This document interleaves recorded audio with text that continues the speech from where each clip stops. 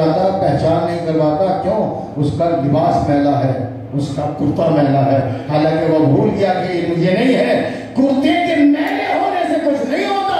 زبان گندی ہو تو بہت کچھ ہو جائے گا، دل کالا ہو تو بہت کچھ ہو جائے گا. وبشر الصابرین. میں آپ کو یہاں پر لے کر آیا. میرے نبی بشارت دے دیجیے صبر کرنے والوں کو. ہمت نہیں ہے کسی میں جو قرآن مجید کے اوپر شک کی نگاہ سے دیکھ لے. جب انسان اپنی پرسنل ڈائری سے نہیں پڑھے گا، قرآن سے پڑھے گا، تو پھر انگلی رکھنے کی جگہ نہیں ہے. میں نے آپ کے سامنے پہلی آیت پڑھی، ابھی دو آیتیں باقی ہیں جو خطبے کے بعد پڑھی ہے نا، اس میں پہلی آیت کا بیان چل رہا ہے. میرے نبی بشارت دے دیجیے صبر کرنے والوں کو. میرے نبی بشارت دے دیجیے دوسری آیت مومنین کو. میرے نبی بشارت دے دیجیے محسنین کو. یہاں پر سلسلہ گفتگو رکا تھا. صبر کرنے والوں کو بشارت، مومنین کو بشارت، اور نیکی کرنے والوں کو بشارت. آخری آیت پڑھوں اس سے. بسم اللہ الرحمن الرحیم. متوجہ ہو کس لیے کا قرآن کھلا ہوا ہے. وَبَشِّرِ الْمُخْبِتِينَ. علماء بیٹھے ہیں، ان سے پوچھے گا. میرے نبی، اللہ کہہ رہا ہے، قرآن کہہ رہا ہے، اللہ اپنے نبی سے کہہ رہا ہے، میرے نبی بشارت دے دیجئے، مبارکباد دے دیجئے ان کو جو اللہ کے سامنے گڑ گڑاتے ہیں، دنیا والوں کے سامنے نہیں گڑ گڑاتے. سوچئے گا، یہ تو بہت بڑی بات پڑھی ہے میں نے، جس کو آپ شاید ہلکے میں لے رہے ہیں. وہ اللہ جو نماز پڑھنے والوں کو مبارکباد نہیں دیتا. اب سمجھ میں آئے گا آپ کو. وہ اللہ جو حج کرنے والوں کو مبارکباد نہیں دیتا. حج کو آپ شاید ہلکے میں لے رہے ہیں. کسی حاجی سے پوچھئے، آپ کے یہاں ولیمہ ہو، اس کو کارڈ دے کے جائیے، کالی نام لکھ دیجئے، حاجی نہ لکھیے تو برا مان جائے گا. میری بات سمجھ میں نہیں آتی. یعنی جب حاجی کے لیے حج لکھنا ضروری ہے تو جس نے حج نہ کیا ہو، نمازی ہو، اس کو کارڈ پہ کیوں نہیں لکھتے نمازی فلاں صاحب، روزگار فلاں صاحب، کیا پڑھا ہوگا آپ کے سامنے. یعنی کیا حج میں کوئی خاص بات تو ہے نا؟ میں تو کچھ بھی نہیں سمجھ پایا. میں ایک ہی بات سمجھ میں آیا، اللہ نے کہا حج ہوگا میرے گھر کا، اور حج میرے گھر میں جبھی ہوگا جب ابو طالب کا نام کعبے میں ظاہر ہو جائے گا. صلوات بھیجے محمد علیہ محمد.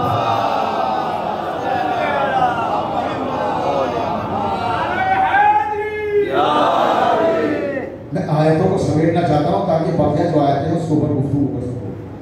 میرے نبی بشارت دے دو صبر کرنے والوں کو، ایمان لانے والوں کو، اور احسان کرنے والوں کو، نیکی کرنے والوں کو، اور جو اللہ کی سامنے گڑگڑاتے ہیں، دنیا والوں کے سامنے نہیں گڑگڑاتے. الحمدللہ آج نمازی بہت زیادہ ہیں، پہلے سے زیادہ. اگر نہیں ہے تو آپ مجھے بتائیے. میری جتنی بھی عمر ہے اس کے اعتبار سے جہاں تک ہم جاتے ہیں، پہنچے ہیں، ہم نے اندازہ لگایا ہے کہ نمازی بہت زیادہ ہیں. پہلے تو 2-4 ہی لوگ آتے تھے مغربی عشاء میں. الحمدللہ کئی گاؤں ایسے ہم نے دیکھے ہیں کہ صبح کی نماز میں 2-2 صفحے پڑھی جاتی ہے کہ نہیں. نمازیوں کی تعداد میں اضافہ. نماز کے بارے میں اللہ کیا ارشاد فرماتا ہے؟ میری طرف دیکھیں، آپ کا خطیب آپ کے سامنے بیٹھا ہوا. ارشاد ہوا بسم اللہ الرحمن الرحیم، ان الصلاۃ تنہی عن الفحشاء والمنکر.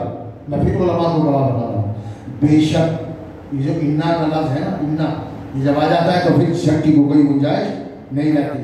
اگر آپ سمجھ گئے تو میں آگے بڑھوں. انا جب آ جائے گا تو پھر شک کی گنجائش نہیں رہے گی. ان الصلاۃ تنہی عن الفحشاء والمنکر. بے شک نماز برائیوں سے روکتی ہے.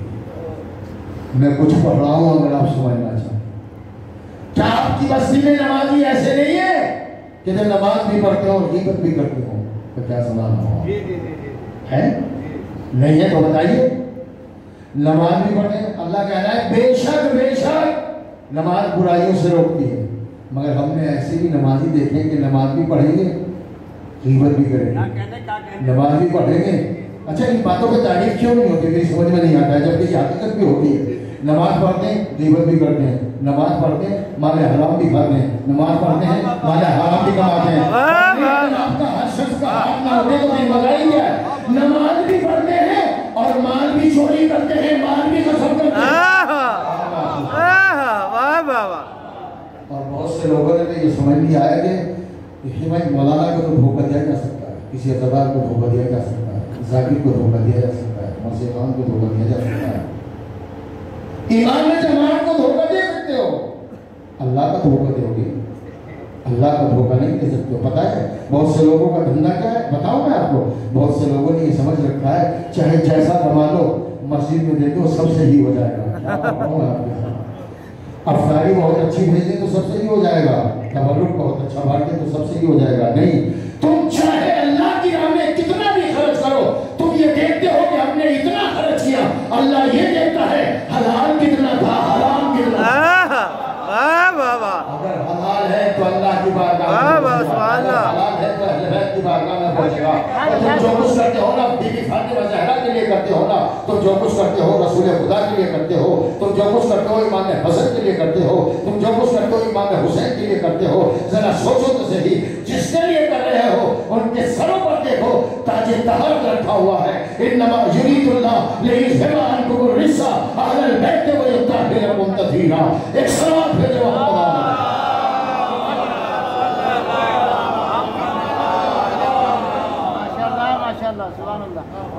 مبشر الصابرین, صبر کرنے والوں کو, جس کے اندر صبر ہوگا وہ جلدی سے مال حرام کی طرف بڑھے گا نہیں, سوچے گا, رکے گا کہ ہم کو کیا کرنا چاہیے.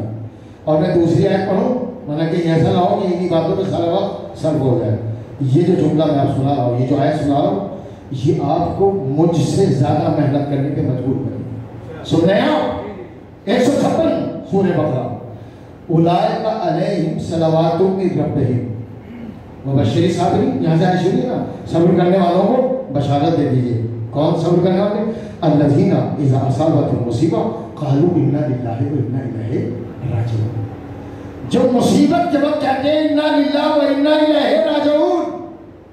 آپ نے کسی کے انتقال کی خبر سے فوراً کیا کہتے ہیں؟ انا للہ و انا الیہ راجعون. یہ پڑھتے ہیں نا.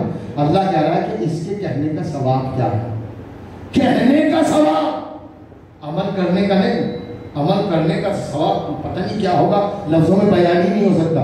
آپ آیت کے الفاظ دیکھ لیجئے اور پھر قرآن مجید کا ترجمہ دیکھیے گا, یہی ہوگا. الذین یعنی جن کے اوپر مصیبت, الذین اذا اصابتهم مصیبہ قالوا, لفظ قالوا لفظ ہے جو مصیبت کے وقت کہتے ہیں انا للہ و انا الیہ راجعون. میں یہاں پر آپ کو آدھے منٹ روکنا چاہتا ہوں تاکہ بات اچھی سے سمجھ میں ہو جائے. اللہ یہ کہہ رہا ہے کہ جو یہ کہے, عمل کرنے کی بات نہیں ہے, جو خالی کہہ دے, جو آپ کہتے ہیں مگر آپ سمجھتے نہیں ہیں, اس لیے وہ فائدہ حاصل نہیں ہونا جو کہنے کا فائدہ حاصل ہونا چاہیے. سنیں آپ اپنی سوالوں کو بلند کر کے.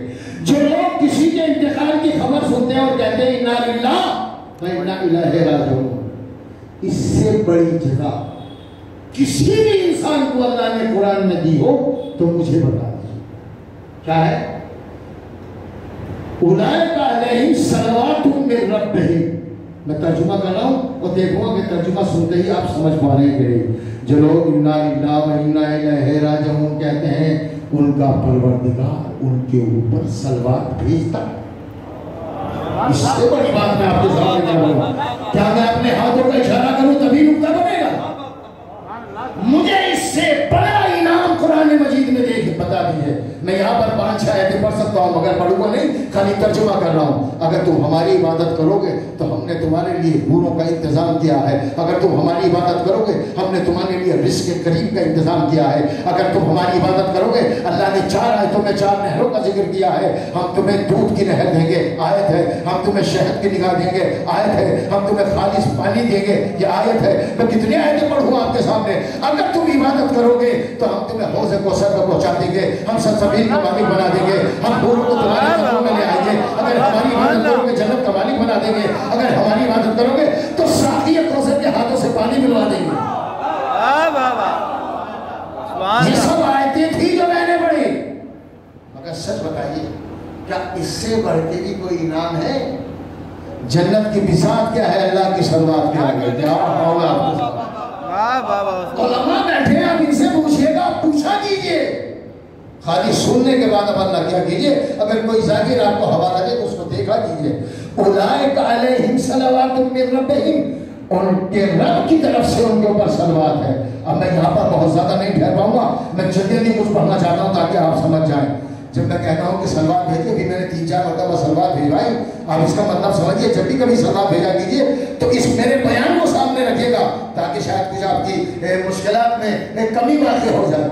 میں نے کہا کہ سلوات بھیجو, سب نے سلوات بھیجی. سچ بتانا جو آپ کی سلوات کا مقام ہے مولانا کی صلوات کا مقام بلند ہے. توجہ رکھیے گا. یا مجھ سے کوئی بزرگ آدمی مدین آ جائے تو اس کی صلوات کا مقام کچھ اور ہوگا. میں پڑھ نہیں پایا, آپ سمجھ نہیں پائے. اگر آیت اللہ سستانی صلوات بھیجیں, کیسے پڑھا ہوگا آپ کے سامنے اذان گرامی, تو ان کی صلوات کا مقام کیا ہوگا؟ خامنئی صاحب اگر صلوات بھیجیں تو ان کی صلوات کا مقام کیا ہوگا؟ خمینی صاحب نے جو صلواتیں بھیجی ہیں ان کا مقام کیا ہوگا؟ مرزا انصاری بہت بڑے عالم دین, شیخ انصاری, اگر انہوں نے صلوات بھیجی تو ان کی صلوات کا مقام کیا ہوگا؟ میرا مجمع چونکہ سمجھ نہیں پا رہا ہے, مجھے اپنے لفظوں کے قافلے کو آگے لے جانا پڑے گا. اگر آدم صلوات بھیجے تو مقام کیا ہوگا؟ نوح صلوات بھیجے تو مقام کیا ہوگا؟ ابراہیم صلوات بھیجے تو مقام کیا ہوگا؟ عیسیٰ صلوات بھیجے تو مقام کیا ہوگا؟ پیغمبر صلوات بھیجے تو مقام کیا ہوگا؟ کینان صلوات بھیجے تو مقام کیا ہوگا؟ یہ جو میں سمجھانا چاہتا تھا وہ ابھی بات پہنچ نہیں پائی ہے. جن اہل بیت پہ صلوات بھیجی جائے, اگر وہ علی صلوات بھیجے تو مقام کیا ہوگا؟ نبی صلوات بھیجے تو مقام کیا ہوگا؟ اب اگر اندازہ لگاؤ, اگر ان کا پروردگار صلوات بھیجے تو مقام کیا ہوگا؟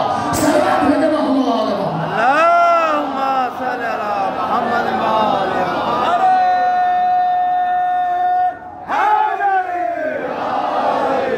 توجہ فرمائیں اللہ تعالیٰ کرام. اور کبھی بھی صلوات بھیجنے کا تصاولی مت کیا. اگر کسی ذاکر سے آپ سنیں کہ انہوں نے صلوات کو زیادہ بھجوا دیے تو اس کو یہ مت کہیے کہ یہ تو خالی صلوات ہی بھجوا رہے ہیں. اولئک علیہم صلوات من ربہم, معبود کیا خالی صلوات ہی دے گا؟ نہیں, آگے کے الفاظ کیوں نہیں پڑھتے؟ اولئک علیہم صلوات من ربہم ورحمہ, اور میری رحمت خاص بھی ایسے لوگوں پر نازل ہوتی ہے جو کیا کہتے ہیں؟ انا للہ و انا الیہ راجعون. معبود بس تو یہی نام کا تیسرا جملہ بھی پڑھو, وَأُولَئِكَ هُمُ الْمُهْتَدُونَ, اور ہماری بارگاہ میں ایسے ہی لوگ ہدایت یافتہ ہیں. کون لوگ ہدایت یافتہ ہیں؟ جو کہتے ہیں کسی کے انتقال پرمولاد کی خبر سن کر اِنَّا لِلَّهِ وَإِنَّا إِلَيْهِ رَاجِعُونَ. عزیزان گرامی, یہ میں نے 3 آیتیں آپ کے سامنے پڑھی. کچھ باتیں ایسی ہوتی ہیں کہ جن کو پڑھنا چاہیے, یہ نہیں سوچنا چاہیے کہ اس کا انجام کیا ہوگا. اگر نیت خالص ہے تو اللہ بیان میں برکت عطا کرتا ہے. ایک صلوات بھیجیے تو میں آپ کو سناؤں.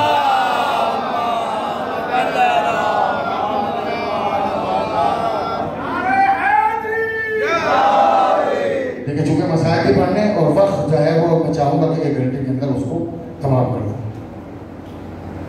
ہم بہت ساری باتیں سمجھتے ہیں مگر اس کی معرفت نہیں ہے. ہم ہمیشہ رونا روتے ہیں. دیکھا آپ نے سماج میں ایسے بھی لوگ ہوں گے, جب ان سے پوچھیں کہ بھائی کیا حال ہے, کہتے بھائی حال ٹھیک نہیں. ایسے لوگوں کا حال کبھی ٹھیک ہونے والا نہیں ہے کہ نہیں؟ بہت ہیں ایسے جو اللہ مستقبل میں دینا چاہتا ہے اس کو بھی روک دیتا ہے کہ یہ تو میرا ناشکرہ بندہ ہے. اس لیے کہ قرآن مجید میں اللہ نے ارشاد فرمایا. دیکھیں یہ باتیں ایسی ہیں کسی نہ کسی پہ چپک ضرور جاتی ہیں, اس لیے کہ اس طرح کے مریض ہر جگہ پائے جاتے ہیں. صلوات بھیجو محمد.